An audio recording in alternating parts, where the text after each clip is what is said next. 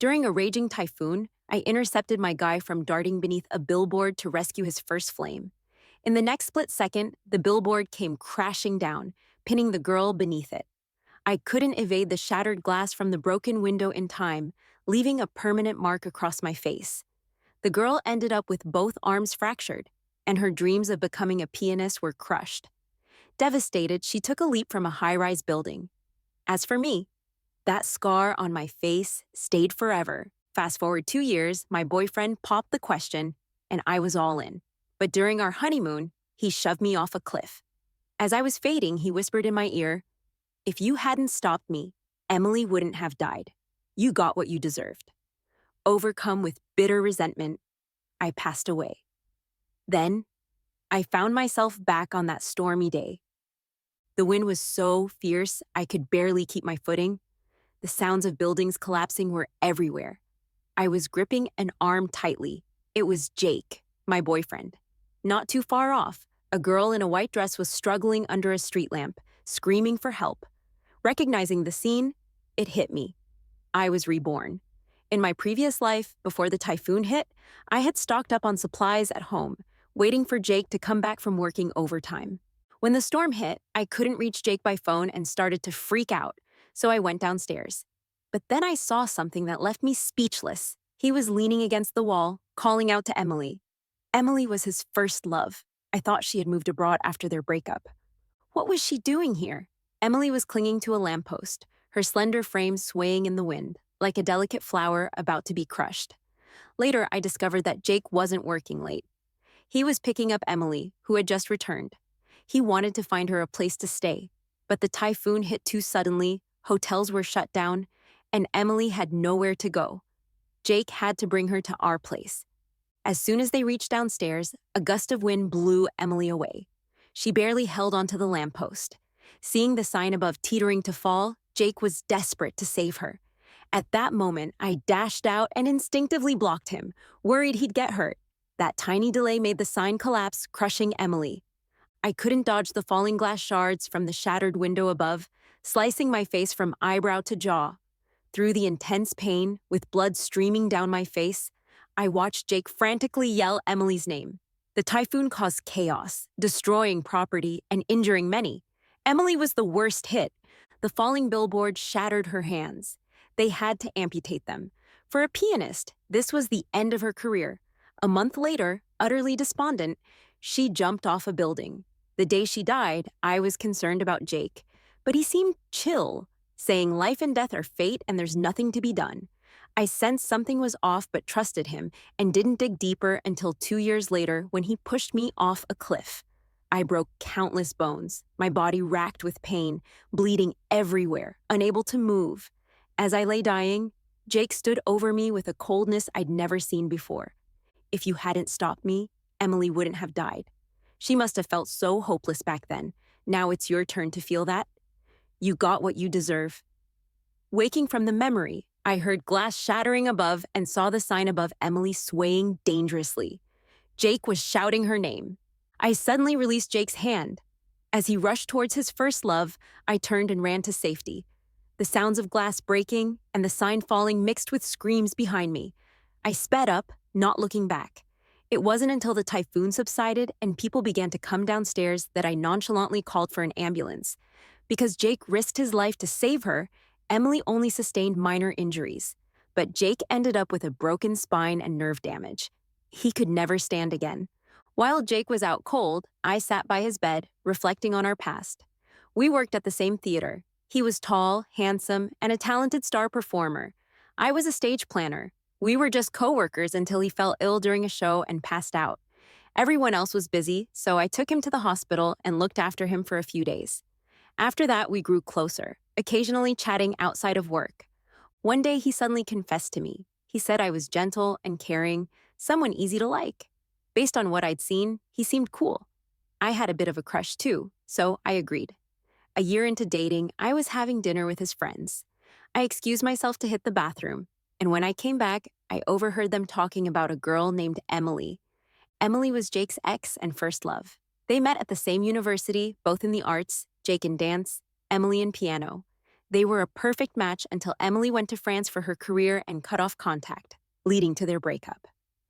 Jake confessed to me to move past her. I'd be lying if I said I wasn't hurt. I figured that even if he was still hung up on this relationship, he's my boyfriend now. As long as I treated him right, he'd eventually move on from Emily. But looking back at how things played out in my past life, I really overestimated myself. Suddenly, a voice next to me snapped me out of my thoughts. I turned my head and looked at the bed beside mine. The guy there was also injured in the typhoon, but it was just a minor injury, a broken ankle. He had one leg in a sling but seemed pretty upbeat, holding his phone up to show off his foot on camera. Guys, can you believe it? I almost died in this typhoon. It hit me. Emily, who lost her hand in my past life, was in this room too. And this guy was on the next bed. He's a low-tier streamer, always online, making a big deal out of his broken ankle.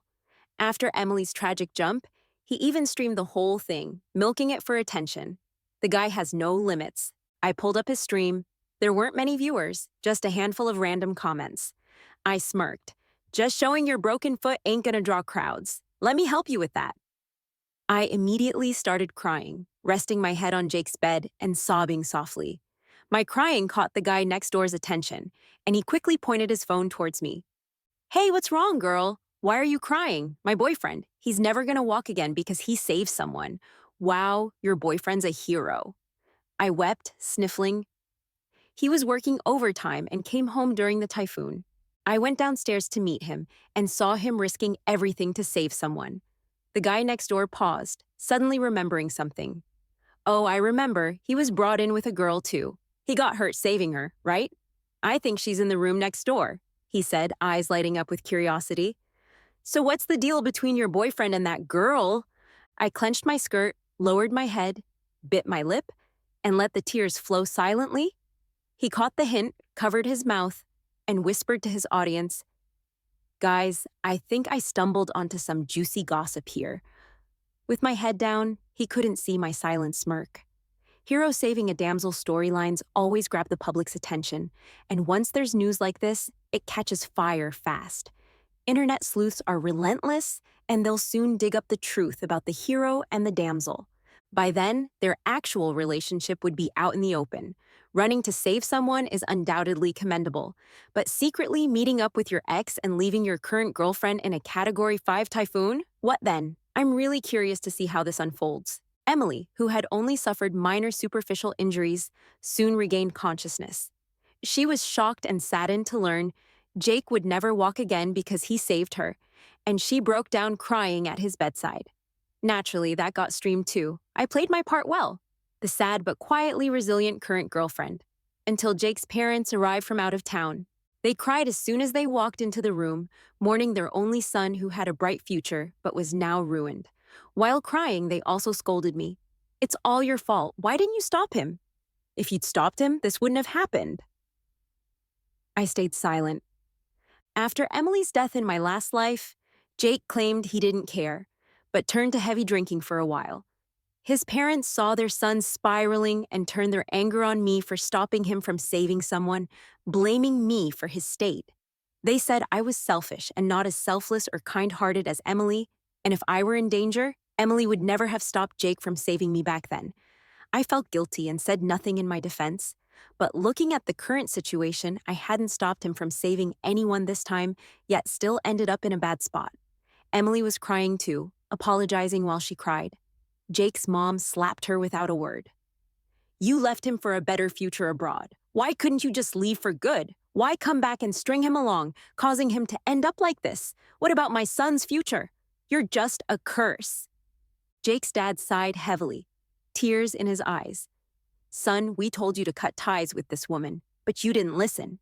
You even went all the way to France to see her several times. You gave so much for her, and she puts you in this mess. It's tragic. I was quietly standing by, playing my part, but those words made me jerk my head up. Uncle, what did you say? Jake's dad looked embarrassed for a moment and clammed up. But he'd already said it, and I heard it. After getting with me, Jake often traveled abroad, claiming it was for work. Turns out he was visiting Emily, wasn't he?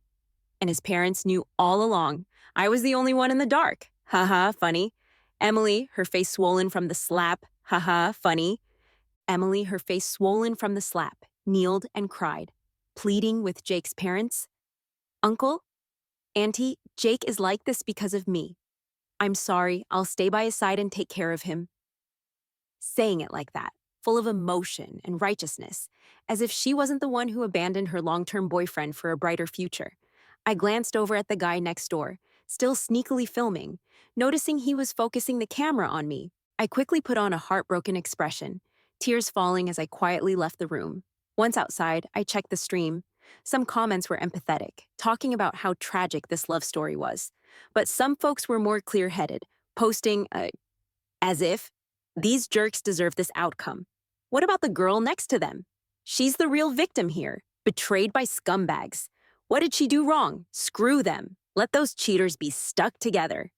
Beautiful girl, you deserve better. I couldn't help but chuckle. I wiped away the tears I had to force out and walked out of the hospital with big steps.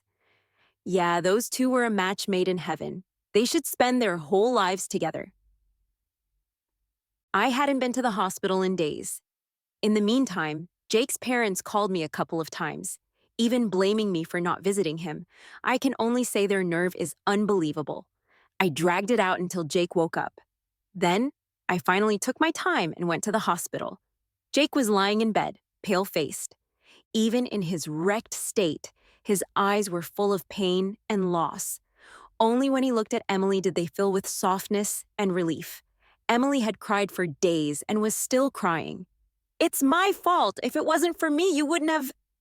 How can this be your fault? Jake wiped her tears away. As long as you're okay. What does it matter if I'm like this? Emily cried in Jake's arms, and Jake held her tight. They leaned into each other, all lovey-dovey. They were truly meant for each other. Even though I knew it wasn't great to interrupt, I walked into the room in my heels anyway. The person in the next bed, not wanting to miss the drama, grabbed their phone and started live streaming covertly. When Jake saw me, a guilty look flashed in his eyes. He instinctively let go of Emily's hand. Lily, you're here. Emily fixed her clothes, probably feeling a bit awkward. She found an excuse and left the room. Jake still tried to make excuses for himself. I just saw how upset she was, so Lily, don't take it to heart.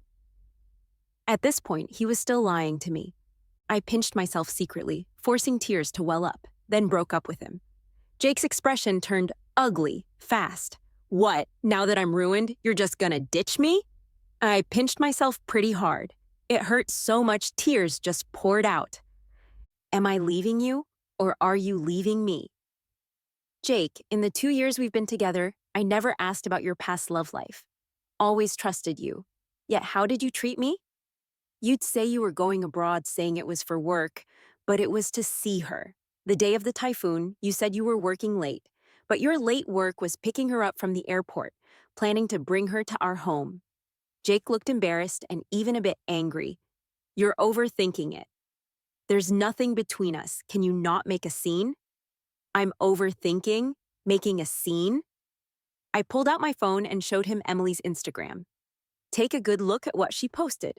Which one isn't about you?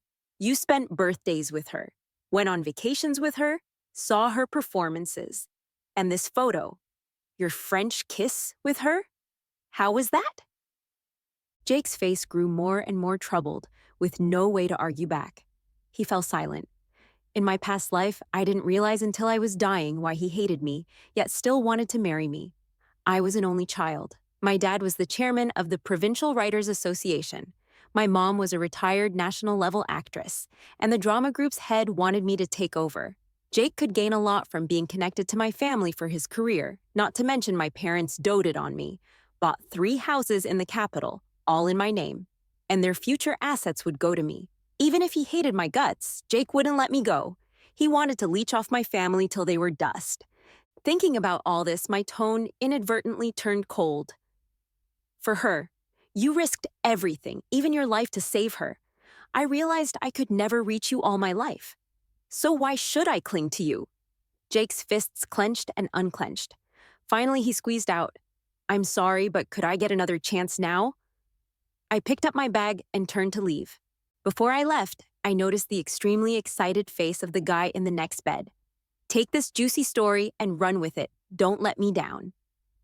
As I walked out of the room, I saw Emily outside. Her expression was complicated. If Jake were still whole, the victorious other woman in her would have surely shown off to me. But Jake was worthless now. The whole package is all yours, including his useless lower half. How satisfied are you? I went back to the theater. After Jake's half-body paralysis, the lead actor was replaced with someone new. Fresh blood was endless. There was never a shortage. The new lead was a guy named Alex, fresh out of dance school. Alex was young, naive, good-looking, and sweet-talking, always politely calling me planning sister whenever he saw me. People naturally like beautiful things. It's instinctual. Everyone quickly bonded with Alex. After a show, while I was chatting with Alex backstage, I suddenly saw Jake coming in. Now he could only sit in a wheelchair, with Emily pushing him. He was there to handle his resignation. Emily's face twisted subtly when she saw me.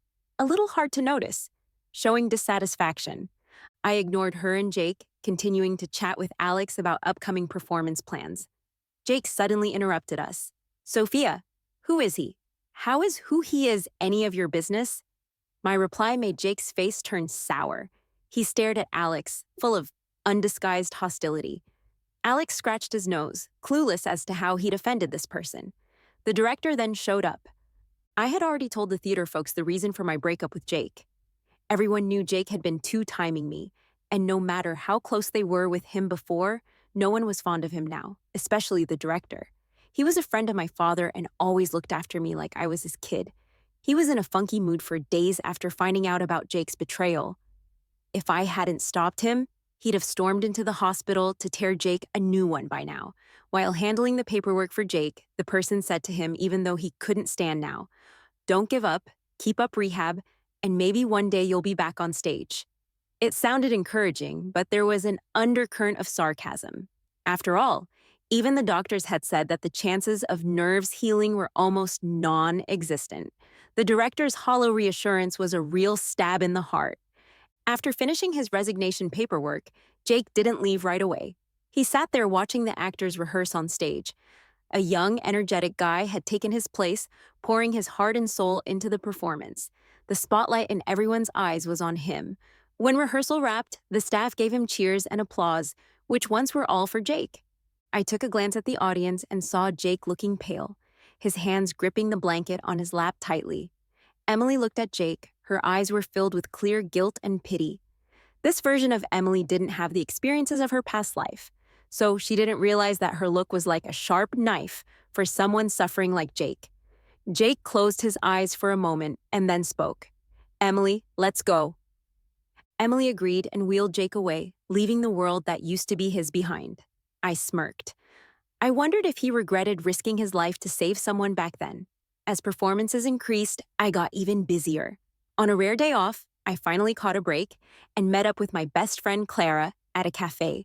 The moment we met, Clara was excited to show me a video. It was shot in a supermarket, featuring Jake's mom scolding Emily beside her. "You're such a spoiled brat. You can't even tell the difference between bread flour and cornstarch. I have no idea what my son saw in you. He risked his life for you, and now our family's stuck with this bad luck. You've ruined everything." Emily gritted her teeth, looking defiant.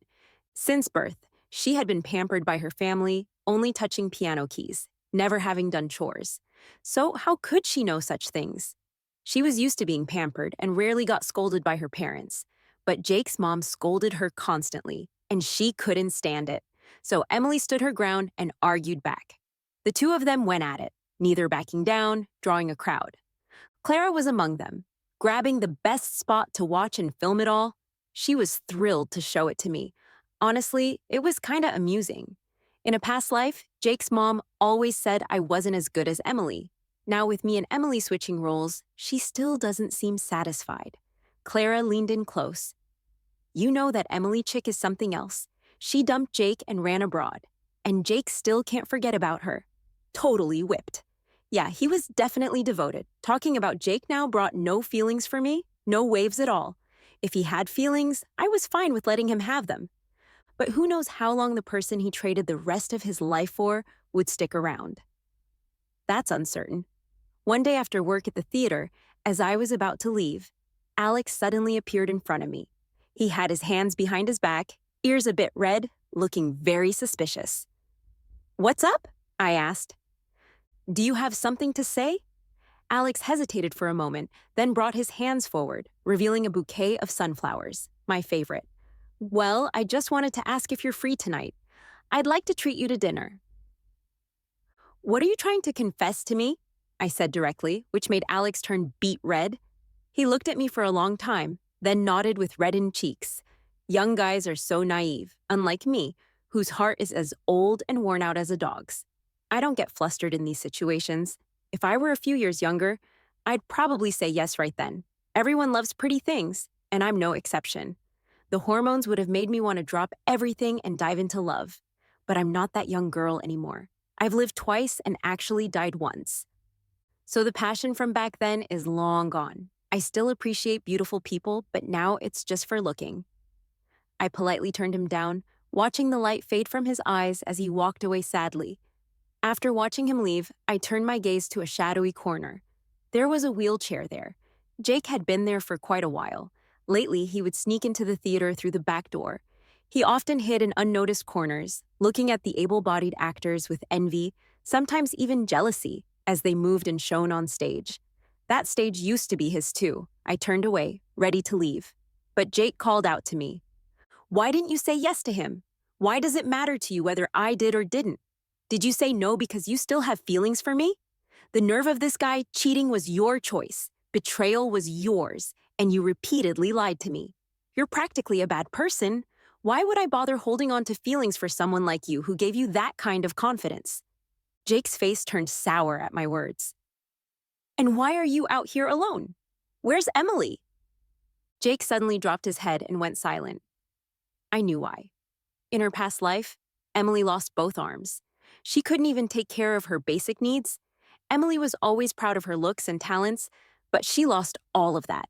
She used to be like a beautiful moon in the sky, but now she's fallen into the mud. She couldn't handle the stark contrast and almost broke down. Back then, anytime she saw Jake, she'd go nuts, screaming at him about why he didn't save her. Now Jake's in the same boat as Emily was. He used to be the shining star on stage, but now he can't even stand. He can't control his bodily functions either. What he hates most are the looks he gets from people. They used to be filled with envy, admiration, and love. Now it's just disgust, disdain, pity, and mockery. Even his first love, for whom he sacrificed almost everything, gags at the sight of his incontinence. Once a golden boy, now he's a broken man. Maybe he doesn't regret saving his first love, but this stark contrast has to sting. Yet it's the path he chose, and he can't blame anyone else. Though Emily once promised she'd stick by Jake, I knew she'd leave eventually. I just didn't expect her to cut and run quite so quickly. It only took 2 months before she couldn't take it anymore. I heard she left without her luggage, sneaking out to run to the airport, bound for France. But before she got on the plane, Jake and his parents caught up with her. Jake's dad yelled at her for being ungrateful. His mom threw a fit, crying to everyone round that her son's condition was her fault, and now she's abandoning him. Jake clutched Emily's clothes with all his strength, his hands shaking with the effort, his eyes bloodshot and pleading, seeming to say, "Emily, I'm like this because of you. I've lost everything. You're all I have left. How could you leave me? Do you want me stuck by your side forever?" Emily cried out, hurt and angry. "You're a shell of the man you used to be, but I'm still a normal person. I'm just 25, I'm young. I have dreams. Do you expect me to stay and take care of you forever?" Even when Jake was a promising dancer, he couldn't hold on to someone with Emily's ambitions. Without the ability to care for himself, can the mere fact that he saved her really keep her by his side? Especially when Emily values cunning over gratitude. Years ago, she didn't leave the country just to study. She ditched Jake for a rich kid. That rich kid moved on quickly, leaving her high and dry, and she suddenly remembered her loyal admirer back home. I heard all this from Clara, who's always in everybody's business. Now, she said Jake and his family fought with Emily for a while at the airport, but in the end, they couldn't stop her from leaving. When Emily jumped on that plane without a second thought, Jake was devastated. Clara said, "Serves him right. He's getting what he deserves." Honestly, I saw it coming. After Emily left, Jake was down for a bit, keeping to himself at home. Meanwhile, the theater was doing great.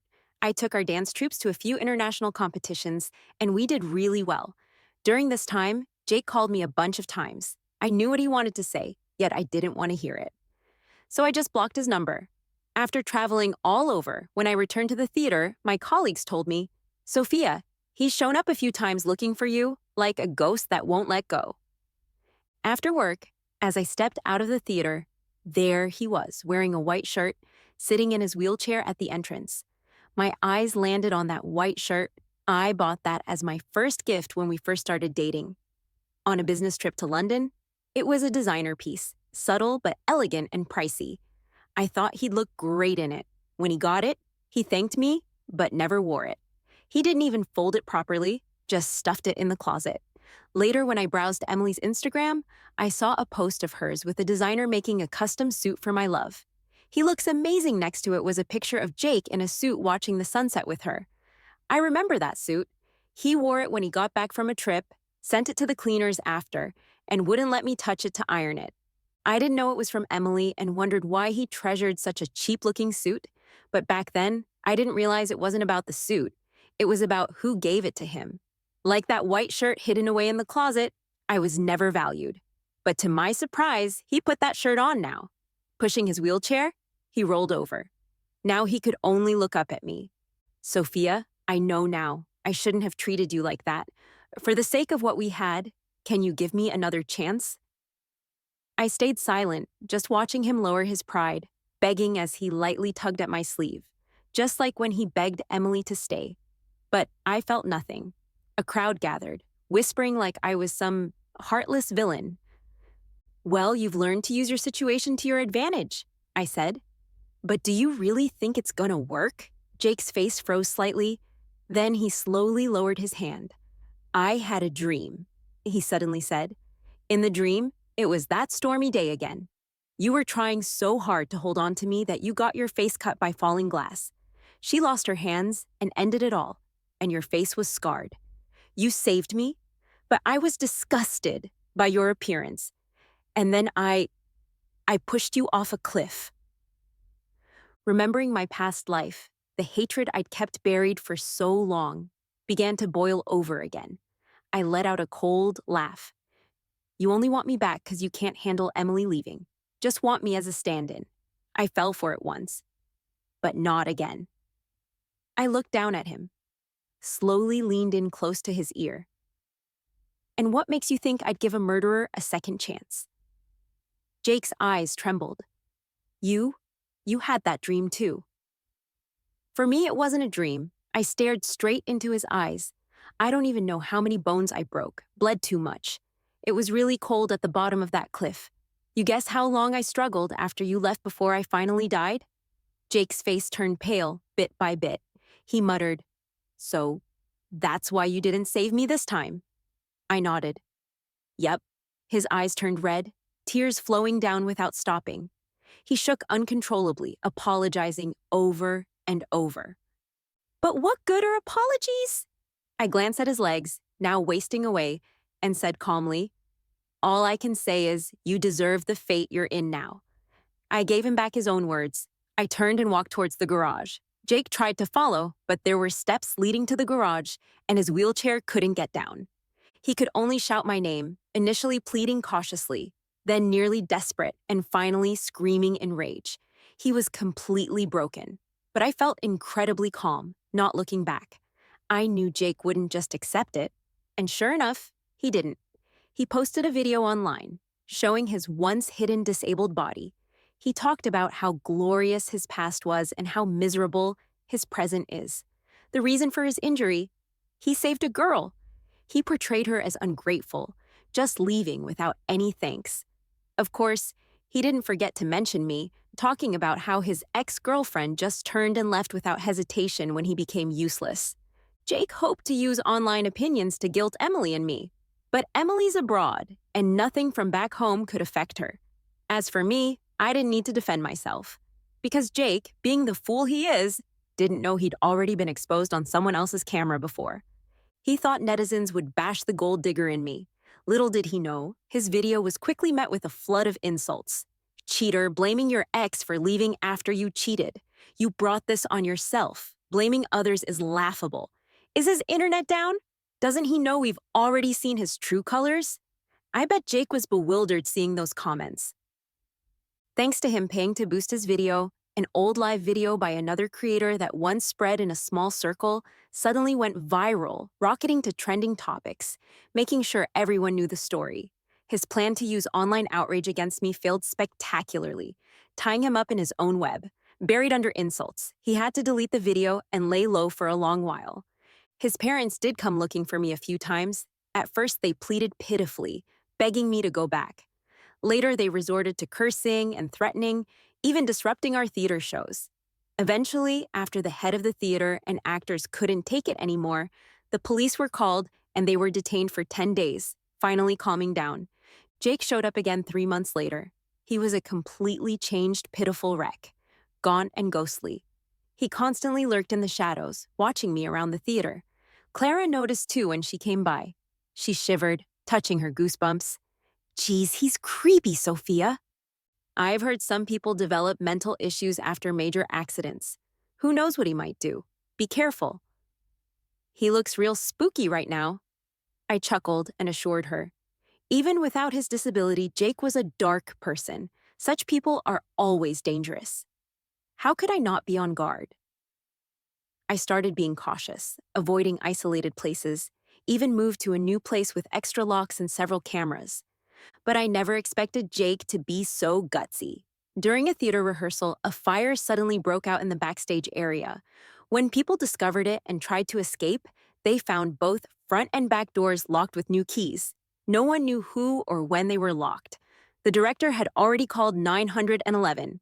But while waiting, the fire spread to the front stage. In the thick smoke, screams erupted. The director calmed others, and a few of us decided to scatter and grab fire extinguishers from the hydrants. But when I ran down the hallway by the back door, I saw Jake. Around us, cries and screams continued. But his face was blank, indifferent even. My consciousness clicked into place. Did you set this fire?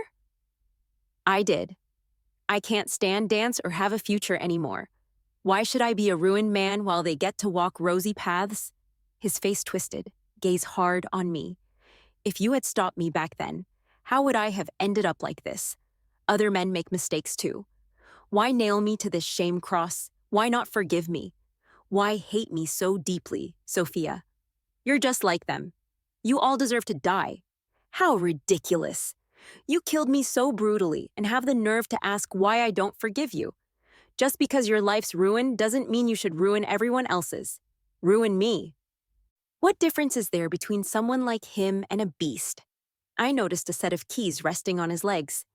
As I got closer to him, I said, "Do you know why I can't forgive you? Because you didn't just kill me back then, you also killed our child." Jake, who was hysterical just a moment ago, was suddenly stunned. Child?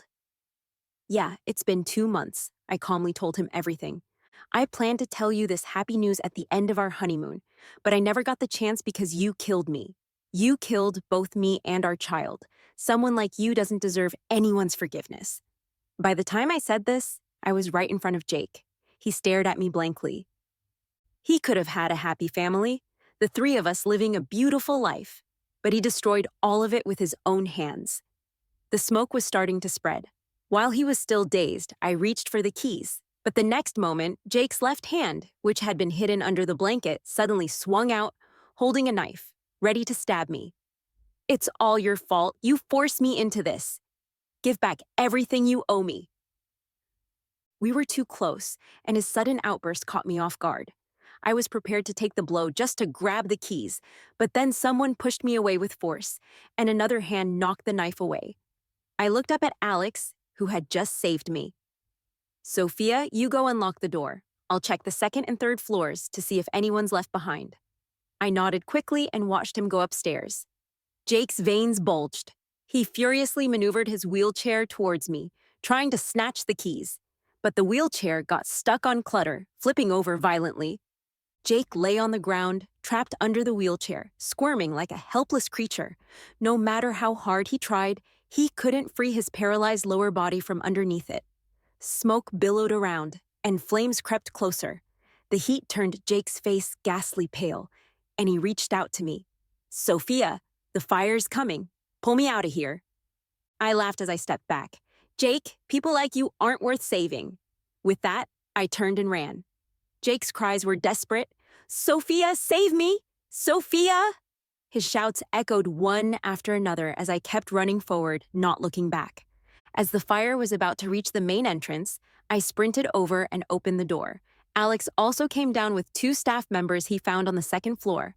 After escaping the theater, the director, hearing from Alex and me that Jake was responsible, was furious and cursed, pounding his thighs. Cursing, he suddenly paused.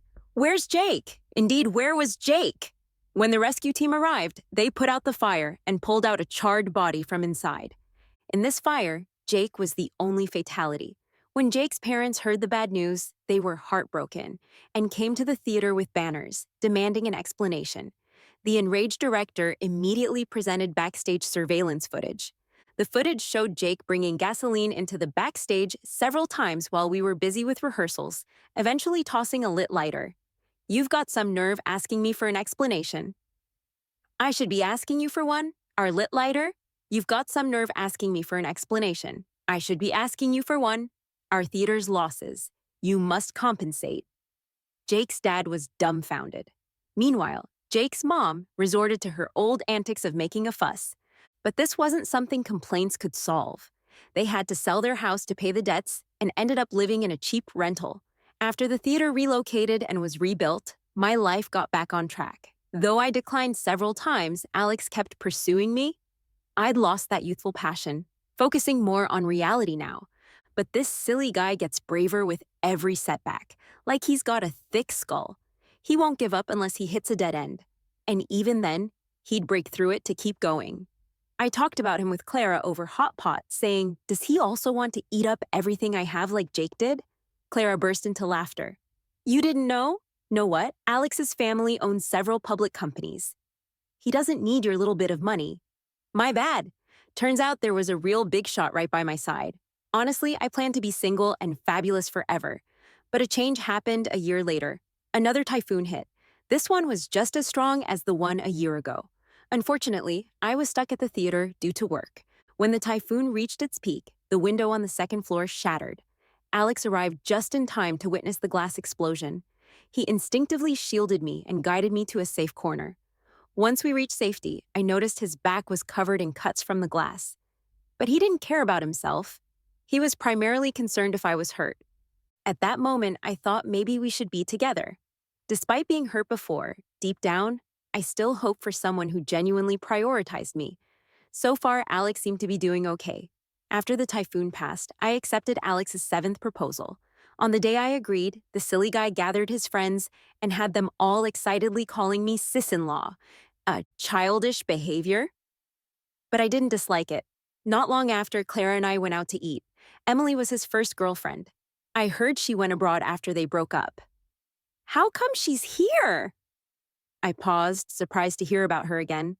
Clara took a sip of her wine and started gossiping with me. "I have a friend who's in the study abroad circle, and she's a classmate of Emily's. She said after Emily went back to France, she hooked up with a rich guy old enough to be her dad. She became his mistress. Then the guy's wife found out and beat her up. In the fight, Emily injured her hand really bad, like the tendons were messed up. She couldn't play piano anymore, and she lost her baby at 6 months." At this point, Clara showed me a picture. It was Emily when she first got back home. She looked pale and worn out. Her eyes were empty, totally different from her once vibrant self. I sighed. Even if she got another chance without that typhoon, she couldn't escape the fate of her hand getting ruined. Maybe it was karma, in a way. After hanging out with Clara for a while, I called Alex to pick me up. Alex's voice was super gentle over the phone. "Sophia, hang in there a bit. I'm in line buying boba tea with ice." "Nope, it's not good for you to have cold drinks these days. Give it a few days, and I'll get you 2 cups. Clara overheard and squealed, covering her mouth. "He makes me want to cry. He remembers your cycle." I laughed and said, This little brother is really considerate. After all that's happened, the past will eventually fade. We just need to love ourselves. In the end, we'll meet someone who's worth it. After all that's happened, the past will eventually fade. We just need to love ourselves. In the end, we'll meet someone who's worth it.